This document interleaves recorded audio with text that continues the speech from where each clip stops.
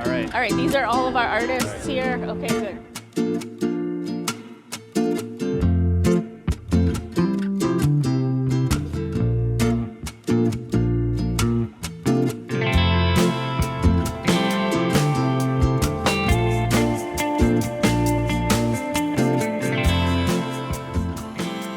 Thank you very much, everybody, for being here on this sprinkly AHA night. We really appreciate it. My name is Zane Cox. I'm the Senior Fellow for the Arts at New Bedford Creative, and it is my absolute pleasure to welcome you all to the opening of the 2025 Seaport Artwalk. Yay! Very nice, very nice. We're going to have a lot of fun tonight hearing from this year's featured artists.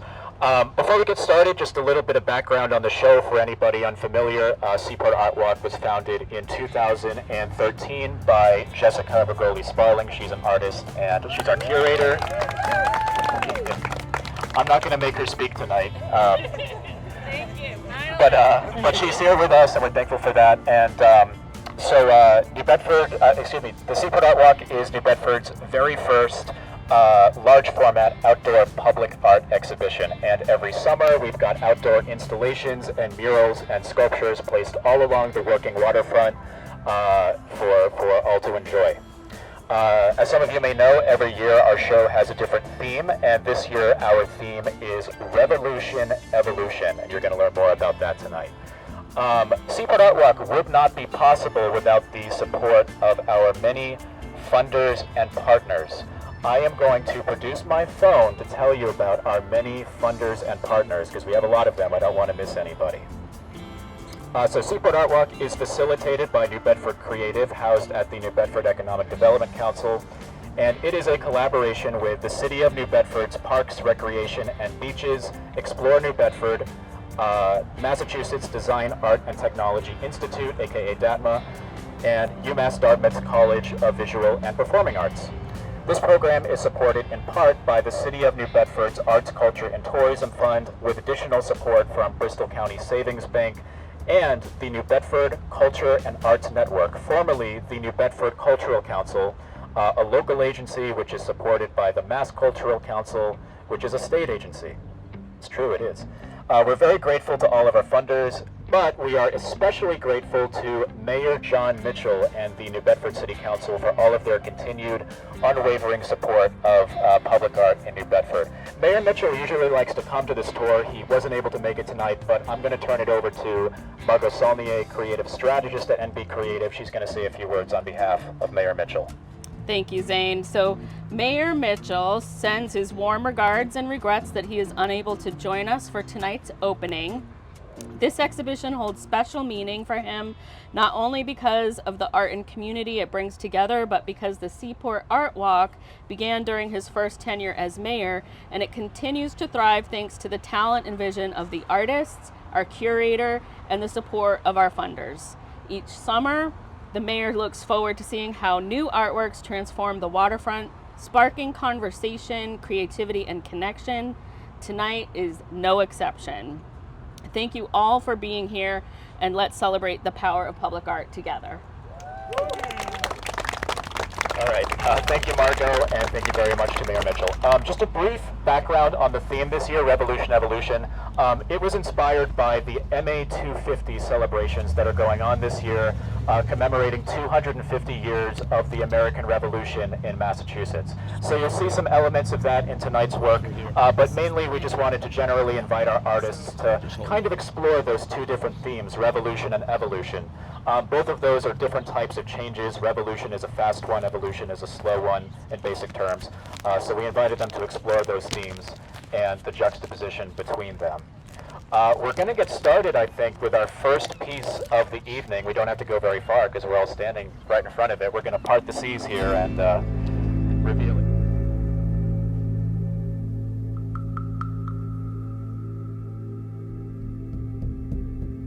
So this is a piece that some of you might recognize.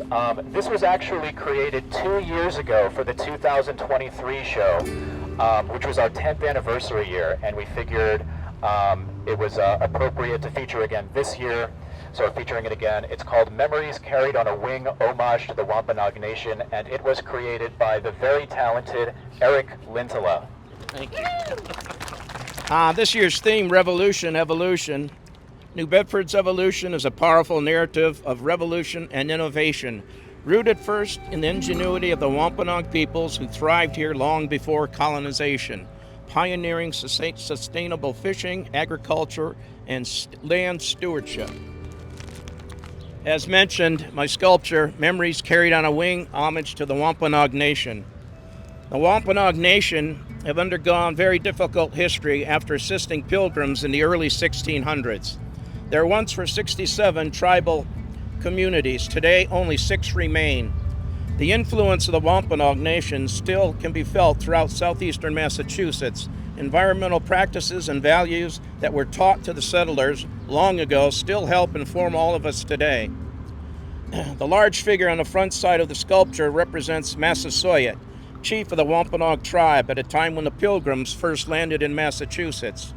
The large circular feathered headpiece is taken from an image representing Chief Massasoit from an early print in the Encyclopedia Britannica. The circular feathered headpiece represents the rising sun along the horizon line. Flanked by painted images are handprints of those who came before. A timeline represented by rectangular shapes along 2 parallel curving lines and 2 zigzag designs on the figure are taken from Native American clamshell belts. The backside represented by a series of small wings rising and a single large wing emerging from the cylindrical form, conveying a more powerful, hopeful, and bright future with the many stories and memories of the Wampanoag Nation. Thank you. All right, thank you so much, Eric. Folks, follow me. We're going to head over to our second piece of the evening, that away. Follow me, follow me. All right, folks. Our second piece of the evening was created by somebody who's no stranger to this show. It's her 3rd time participating. The piece is called Convolution, and please welcome its creator, Brooke Mullins-Doherty. New Bedford has undergone many transformations in its long history. Some have been slow and gradual, others have been rapid and chaotic. My sculpture, Convolution, explores the idea of the interrelationship of slow and rapid change through a visual process of lines that represent past and history. On the left side, we have evolution with its slow, gradual twist that harmoniously move together. And on the right side, we have revolution, which is chaotic, looping back on itself. And since each of these represents a line through history leading to the present moment, they all converge at the tip in one long line that continues the upward spiral. On the tip of this line perches a butterfly, which is a tribute to Eliza Bierstadt. She was born in New Bedford in 1833, and she's the sister of the famed painter of landscapes, Albert Bierstadt, who is probably familiar to most of you. You probably don't know about Eliza, though, who had a really important role promoting Albert's career. She was also America's first female art dealer, so she had an important career of her own. She also painted butterflies, and the technique she used, she learned from Albert. He developed a technique of painting one side of a butterfly wing, and then, can I do this with 2 hands? Folding the paper flat while the paint was still wet, and then the wet paint got on the other side of the paper, opens it up to make a perfect symmetrical butterfly. Eliza learned this technique from Albert, and my butterfly is copied from one of hers. I mean, it's modeled from it, it's a bit different, but the shape is meant to be very similar, and so are the colors. And these are a tribute to not just Eliza Bierstadt, but the countless other women who played an important role in New Bedford's early history and changing narrative. Thank you. Thank you, Brooke. We're going to move on to piece number 3. Follow me. All right, piece number 3 of the evening belongs to somebody whose work you may recognize. She's participated in the past 2 shows, creating her Secret City Whale Pod and Secret City Fishing pieces over on those Jersey barriers. Today she's doing something a little different, highlighting a revolutionary New Bedford woman. Please welcome from the royal family of AHA, Mandy Fraser. Thanks, Zane. That was a great introduction. Appreciate it. Yes, I picked someone from New Bedford who was truly revolutionary, who started the evolution of many things. I'm just going to read about her because Doc deserves all this credit and I wanted to be sure not to miss anything. My project is about revolutionary New Bedford resident, Dr. Marie Equi. Dr. Equi was born in New Bedford in 1872. Inspired by working in the mills as a young girl, she grew up to be a fierce labor rights activist and fought for fair wages and the 8-hour workday. Equi was an early American medical doctor and devoted her practice to providing care for the working class, poor patients, women, and children. Dedicated to women's reproductive choices, including access to birth control and abortion, she regularly provided both at a time when they were illegal. She was an expert diagnostician and tireless advocate for reproductive choice. Leading figure in public health campaigns, she organized a contingent of doctors and nurses traveling to San Francisco in response to the Great Earthquake of 1906. In recognition, she received a medal from President Roosevelt and was decorated by the U.S. Army for her humanitarian efforts. She became a staunch political activist and advocated for First Amendment rights, civic and economic reforms, including women's right to vote. She joined the women's suffrage movement, where she contributed to Margaret Sanger's Family Limitations booklet. She lived as an open lesbian when the term was rarely used and same-sex partnerships were controversial. And we're talking the late 1800s and early 1900s here. For over 10 years, she lived openly with her partner, Harrier Speckert, and they adopted a 3-week-old girl named Mary Jr., who later became Oregon's youngest female pilot. Fun fact for you. Dr. Equi truly embodies the Massachusetts revolutionary spirit in every way. A pioneer as a female medical doctor and a good, fiery, good troublemaker. She put her body on the line for women, children, poor people in the working class, and one can only aspire to live a life where 100 years after your death, someone makes a life-size, semi-posable action figure of you for a Seaport Artwalk.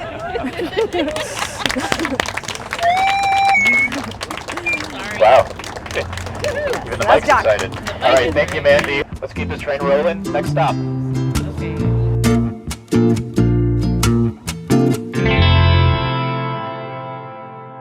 You might recognize these photo stands as having been used in previous years by our friends over at DATMA.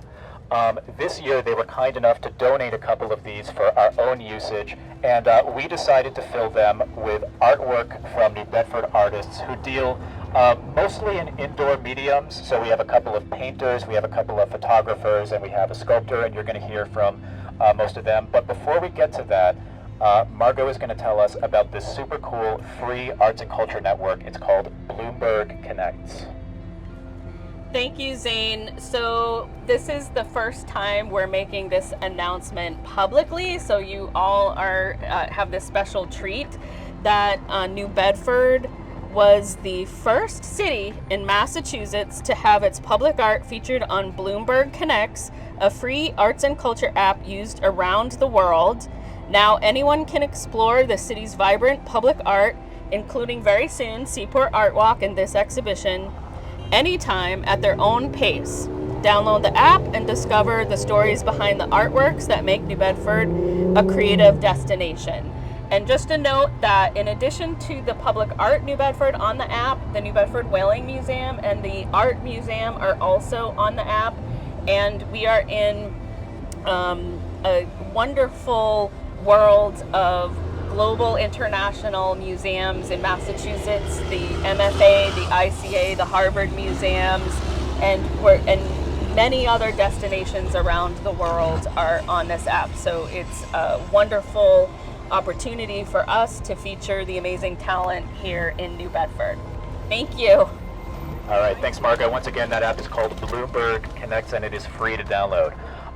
Next up, we're going to start with our first artist, who is coming up right now. One of the two brilliant minds behind Alder and Alder. So please welcome in Beatrice Alder. Hi, I'm a ceramicist, and I make faux scrimshaw, which is quite small, but I'm going to use some of my time to just pass it around quickly. These pieces are inspired by queer history and New Bedford history. Queer people have always been here in New Bedford, and they always will be. And that is what inspires a lot of my work. Real deal. Some of these have words from sea shanties, like We're men enough to mend it is a line from an old sea shanty, traditional sea shanty. And some of them are plays on, for instance, the city motto. I ask the question, to light the world, what will you burn? Are there any questions? What's the technique? Like, how do you make them? So these are all the whale teeth shapes that I make. I start with, it's a white stoneware, and I extrude a tube, and then I close the tube at the top in a point, so you'll see they're all hollow.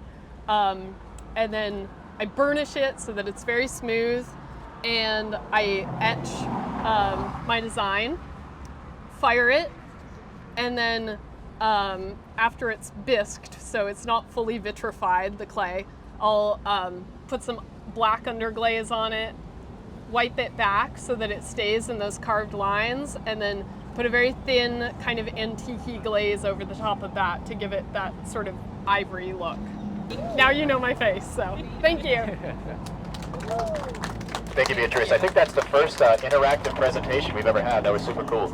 All right, thanks. We're going to go ahead and rotate around.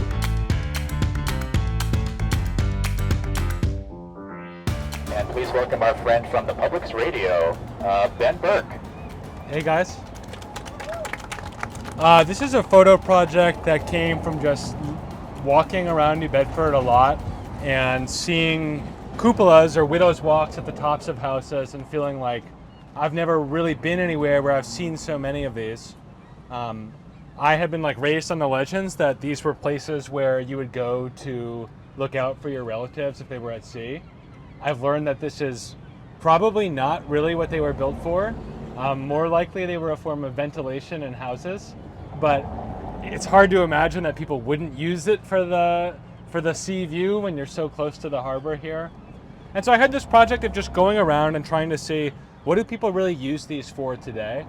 And I put some really pretty ones up here, but there's a bunch of ones where people use them to mount a satellite dish, or there are landlords who just covered them in vinyl siding because they didn't want to deal with painting it or repairing it. And there was a whole diversity of uses just from looking at it. And then a lot of people would come downstairs when I was photographing their cupola and they'd be paranoid. Some people thought I was a police officer. Other people thought I was a realtor trying to sell their house or something. And I would just say, no, I'm an artist. I'm just here to photograph your house. I would show them, I'm just taking a picture of your cupola. And then they would often end up telling me stories about their cupolas. And I heard a lot of really nice stuff, but I'm gonna just tell one of those stories to wrap up. I met two brothers who had just moved into an apartment with a cupola on Pleasant Street near Klasky Common. And one of them actually went up there to check on his brother to see if he was back from a fishing trip. And he would do it every time his brother went out fishing because his brother's phone would die or be out of service or whatever. And so today, all these years later, I really did find somebody using it as a widow's walk.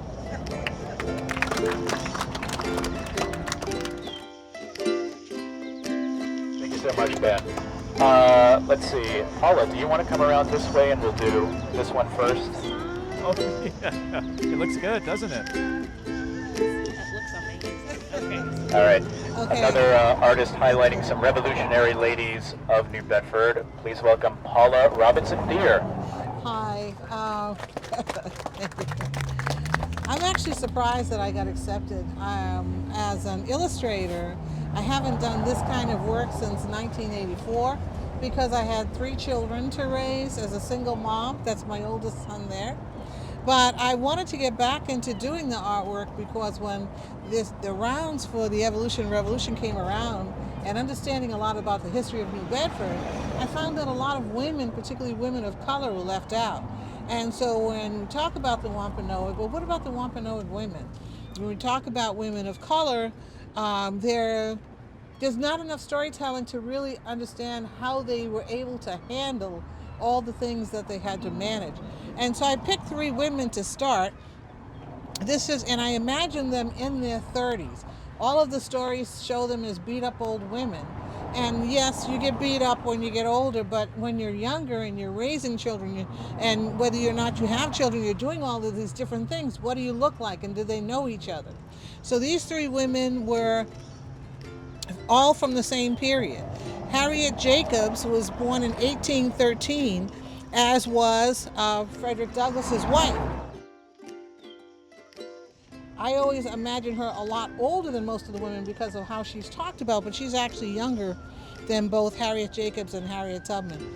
And I think they may have known each other because Harriet Tubman knew the Douglass family, and she consulted with Frederick on a regular basis. And Harriet Jacob was sent to New Bedford for her own freedom several times. And my most inspiring stories are many of the conversations around Frederick Douglass's wife, Anna Murray. They have her as either illiterate or ignorant, and that's just not possible. As a single mom with my children, 3 sons, it was everything I could do to keep food on the table and work 2 jobs. Harriet Jacobs had 5 children and took on an additional children and helped 400 families go through the Underground Railroad, where she fed and shod them. She made Frederick Douglass's clothes and his shoes, made sure that he was stately. Her parents were enslaved by the governor of one of the states near where she grew up, and she stayed in constant touch with her family, so she knew all of the things that ambassadors did and took care for the house. She's the one that bought the house that they'd become famous for. She saved their money when Frederick Douglass had to leave the country in order to save his life. She didn't spend the money that he sent home. She gave him back his money. All of these stories I know through her daughter's storytelling. So I imagine her as a younger woman, strong. Harriet Tubman, I tried to imagine as a younger woman. Where would you go in the middle of the night to save your own life if she was hard and mean looking? She had to have kind eyes. She showed up at people's houses in the middle of the night. They followed her through the woods, from the south to Canada, and they allowed her to put them in people's houses. What kind of face, what kind of emotion, what kind of heart did she have? And then the story of Harriet Jacobs. She was made fun of when her book came out. She was shunned, and eventually she was accepted, but she spent her life taking in people who didn't have homes and so on in Cambridge. So this is part of a series that I plan on exploring more. There are many more women here when you look at evolution and revolution in New Bedford and what women have to grow on, the history that they should know about where they come from. So thank you.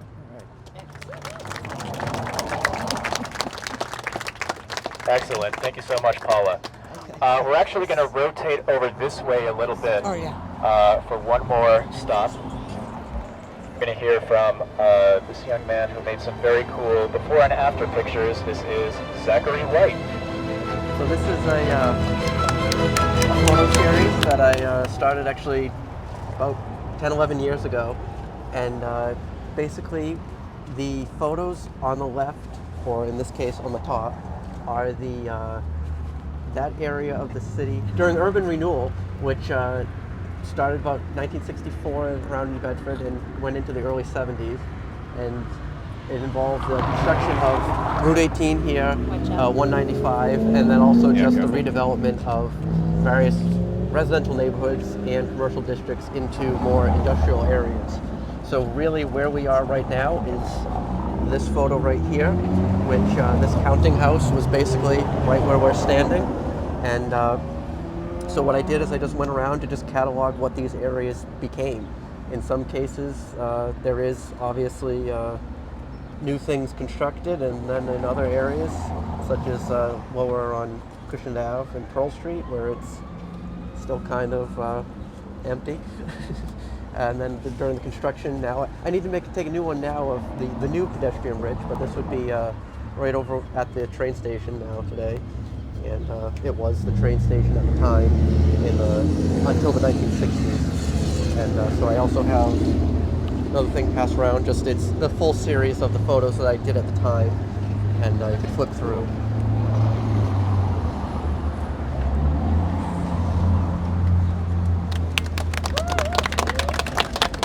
Awesome. Thank you, Zachary. Can I ask a question?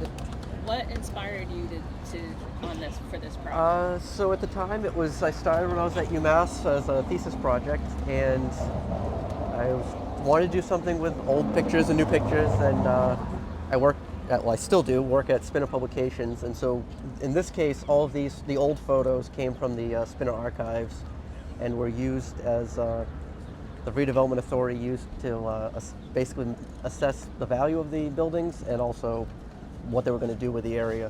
And so it was just close enough in time that some things were recognizable, like you see still across the street, those two buildings there, and then you get to other areas where it's just totally different and there's nothing really to even ground you. So that was just kind of the inspiration behind it. Thank you, Zachary. All right, everybody, we're going to continue on this way. I do want to give a couple of quick shout-outs before we move on here. If everybody comes this way, I'm gonna stand here for a moment. We do have one more artist, a fifth artist, who's participating in this photo component. He couldn't be here tonight because he's actually in Indiana attending his child's wedding, which I thought was a good enough excuse to not show up. But just a real quick shout-out to Mr. Adrian Teo, who created these beautiful colorful works that are on display today. In addition to Adrian, I also just want to mention this stand over here really quick. So this isn't part of our exhibition, but it is part of the public art in New Bedford this summer. So it's Transform 2025, and that is the initiative, this summer's initiative from DATMA. So there's an explanation of it on here, and the main piece that you should check out, it's called Moodvironment. It was created by an Iranian artist. Her name is Mona Gandhi, and you can see it on the panel, but if you look over there across the street, you can see it in real life for yourself.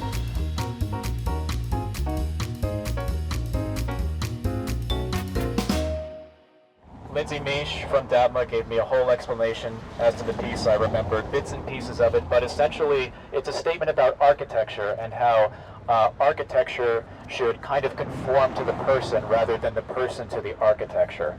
And there's actually cameras that are featured within that piece. It's a special kind of camera. I think she called it a vision box that was actually invented by the artist Mona Gandhi. And you can go over there and the cameras will actually recognize the emotion on your face, and it'll change color depending on whether you're happy or you're sad or something like that. So it's got this really cool interactive element. So after the tour tonight, we do encourage you to head over there and check out what's going on with DATMA and make some funny faces at some art. All right, we're going to move on to our next stop, that-a-way. All right. Up next, we have a young man out of Warren, Rhode Island, who is going for another three-peat. I really appreciate the young. I figured you would. This piece is called Weaving a Community, and please welcome its creator, Ed McAloon. Thank you. My piece is inspired by the evolution of the art of weaving in the city of New Bedford and the surrounding area. For centuries, the indigenous Wampanoag people wove natural materials into baskets and basket forms that were essential to their daily living. The uses included storage, water carrying, as well as fish traps. In the mid-1800s, the textile industry took weaving to a new level with the mechanization of the art. Many newly arrived immigrants formed the workforce for the mills that dotted the city. Worker housing was also constructed around the mills, creating new neighborhoods for workers. Weaving has also been prevalent in the fishing industry, which expanded after the demise of the whaling industry. Even today, woven nets of various forms are used to bring in the catch. As weaving creates strong and vital structures from disparate materials, this analogy can also be applied to building communities. I use the indigenous basket as an example of this. Weaving together individuals from different nationalities and ethnicities creates a community that is stronger and more resilient than its parts. And that's represented by the 4 sets of hands on the top of the basket all working together to create this different form. Thank you.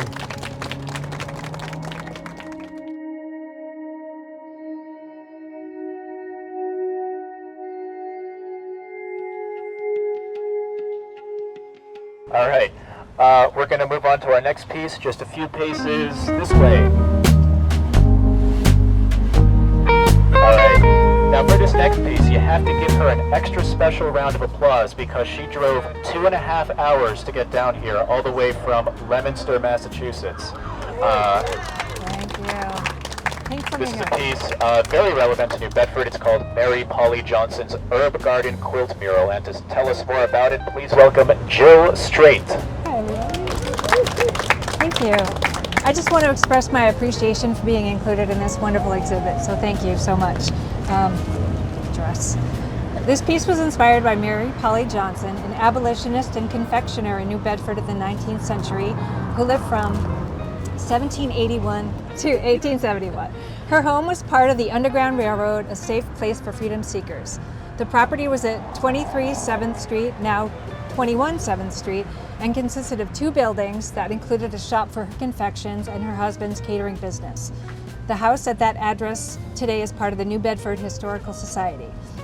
She specialized in candy, cakes, and ice cream, and created a place where freedom seekers could find sweet freedom in New Bedford. She sold free labor candy using sugar that came from plantations that hired free workers instead of enslaved people. This painting is also influenced by a garden planted in 2009 in front of the Nathan and Polly Johnson House by the New Bedford Historical Society and the Garden Club of Buzzards Bay, with plants that she may have used in her recipes. I arranged these plants in a quilt design because quilts were used as a form of coded communication for enslaved people seeking freedom, locations for safe houses, and designs for understanding the abolitionist cause. The plants depicted are culinary sage, feverfew, quince, edible flowers, pears, Johnny jump-ups, and curly parsley. They are surrounded by her silhouette with flowers. I found Mary Polly's story to be inspiring because of her hard work, her skill and business ethics, her compassion, bravery, and most importantly, her dedication to the abolitionist movement. We're going to move on to the penultimate piece of the evening. It's our second to last exhibition.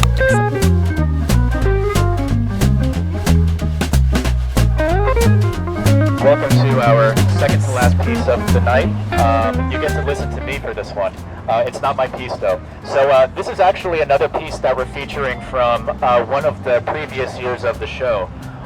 This was created 10 years ago for the 2015 exhibition, and the theme that year was nautical nuances, I believe. The name of the piece is quite simply Moby Dick. She's very amused about that. And it was created by the artist Donna Dodson. If that name sounds familiar, that's because Donna is also the creator of the infamously beloved and belovedly infamous Seagull Cinderella. But she made this piece the year before that, and she actually gave me her statement to read. This is her original statement from 2015. And it's pretty short, but it's relevant to this year. So in the 19th century, New Bedford gained worldwide reputation as the greatest whaling port and richest city per capita in the world. Portuguese and Cape Verdean immigrants formed the backbone of the whaling industry on the wharves and on the high seas. Herman Melville shipped out aboard the whale ship Acushnet in 1841, and his experiences inspired him to write the novel Moby Dick. Donna continues to state, in celebration of Herman Melville's novel, I wanted to create a sculpture of the novel's hero.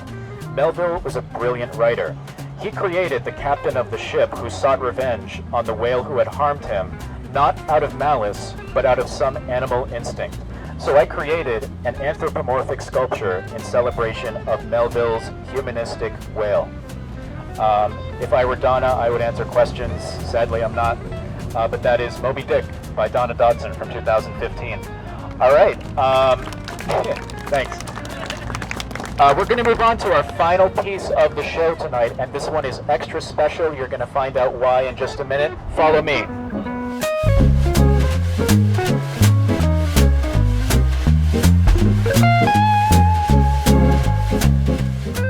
The violin, this is like I said, our last piece of the evening, and it is called Changemakers Club, and it's extra special because this piece was actually designed by Maya Bird Murphy. And I know I said Jill had the longest drive, but Maya was very kind to fly to us all the way from Chicago, Illinois.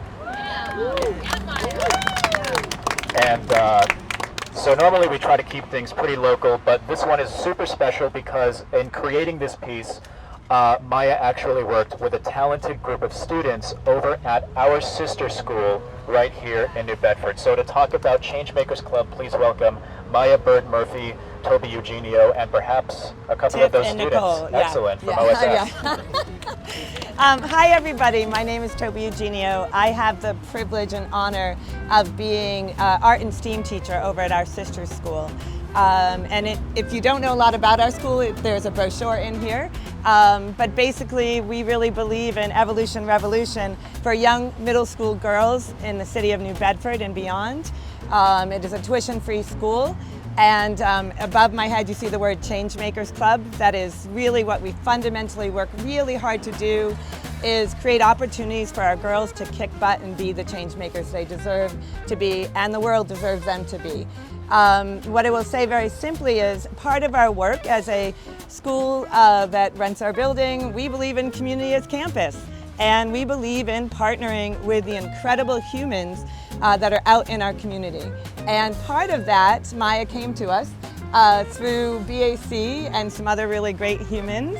And we started working together maybe 2 years ago, 3 years ago, I forget. And did some work doing some design work and architecture work with our students, inspiring them to think about architecture as a practice. And then our projects evolved and evolved, and we started a new project this year. And so I'm going to turn it over to Maya to talk a little bit about the work that we did together.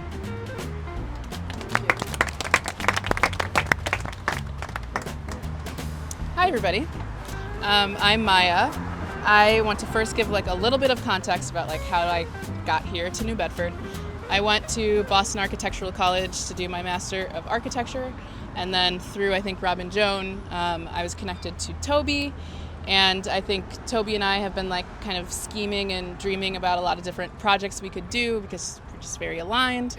And then we had this opportunity where we were just let's try to do this program, and then we never imagined that we were actually going to be able to build the thing that the kids designed. But in the fall, we did a 5-week program with, I would say, up to 10 girls.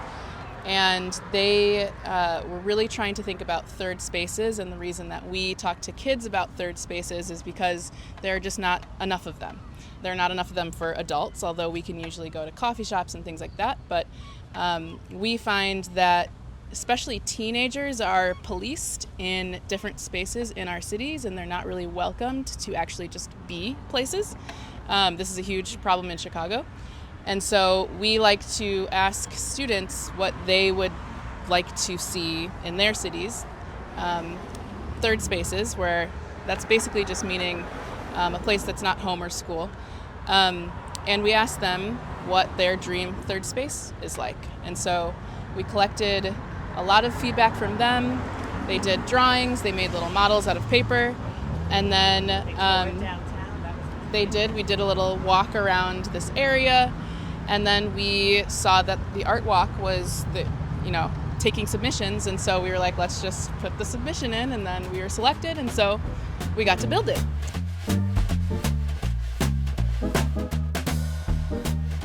I'm Tiffany. I'm one of the people that helped build this structure, and just was an absolute honor to be able to work on this project. How do you say no to middle school girls designing a project? Was not a question. I own my own company, Greater Good Design Build, where we're going to be focused on affordable, sustainable housing.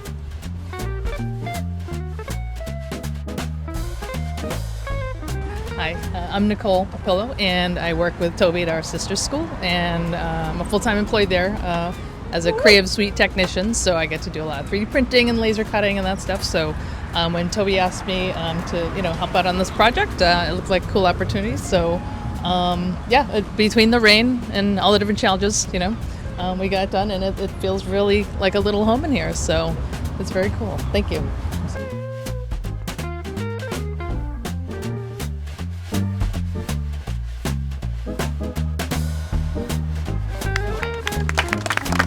Very cool.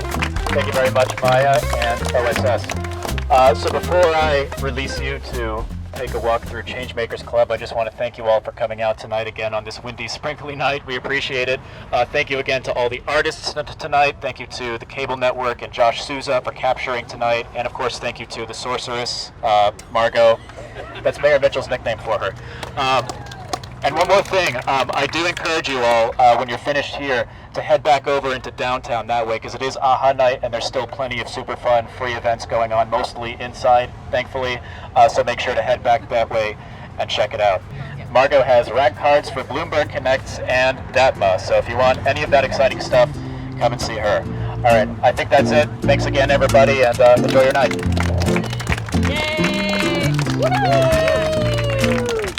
Disperse. Awesome job.